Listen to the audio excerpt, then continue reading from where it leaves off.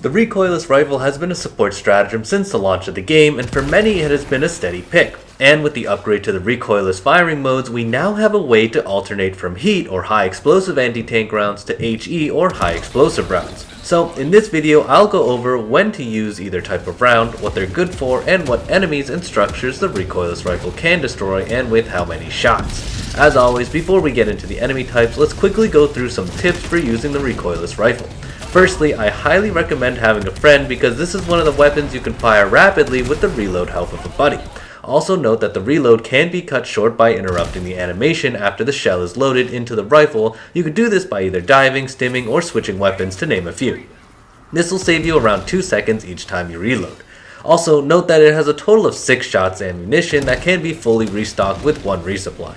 Finally, be wary of the backblast from the recoilless rifle as it can and will ragdoll allies. Now, onto the enemies. Let's start off with the Terminids.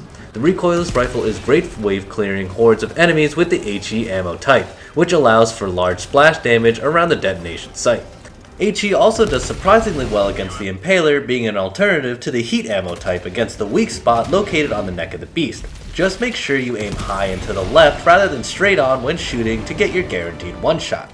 This interaction gives us a glimpse at the power behind the vulnerable parts in regards to HE rounds. So with that in mind, high explosive rounds will do a great job against nursing spitters and bile spewer enemy types with large sack weak spots. Though do note the HE rounds will struggle against heavier armored enemies such as bile titans and chargers, and so I suggest using heat rounds to one-shot headshot these types of enemies. And I know what you're gonna ask, which rounds would be better with bug holes, and with some testing I found out it doesn't really matter. Either will do the job. The HE rounds does not have a large enough area of effect to clear multiple bug holes at once, so choosing whichever you feel more comfortable using at the time is your best bet. Onto objectives though, the spore blooms and shrieker nests are best cleared using heat rounds as the structures are very tanky and can be taken out with a single shot using the anti-tank rounds. Moving on to the automatons, we follow the same general outline discussed with the Terminid front, such as the HE rounds being very useful against bot drops or group of enemies. However, against heavily armored enemies like the Hulk, switch to heat rounds to one-shot the Hulk anywhere on its main body, and for larger enemies such as the Factory Strider, the fastest kill will be 2 rockets to the eye of the beast, or alternatively, you can destroy it with 3 body shots or 2 belly shots. For all types of tanks, using the heat rounds is a one-shot, and yes, that includes the artillery tank as well. In terms of bot objectives though, the recoilless rifle really doesn't do too much against things like the stratagem jammer or the detective tower, so you're best off using your heavy ordnance for those kinds of structures. It does however take out dropships, but make sure you're using the heat rounds to one-shot the ships from any area and get a buddy to reload you for the most liberating experience. Finally, we have the new addition of our squid friends. Let's discuss how the recoilless rifle does against the illuminant enemies. As always, the HE is great against swarming zombie hordes, but with those pesky flying enemies, it makes it hard to sit still. Don't worry though, use either the HE or heat rounds to one-shot those mosquitoes out of the sky. Just make sure that you line up your shot first.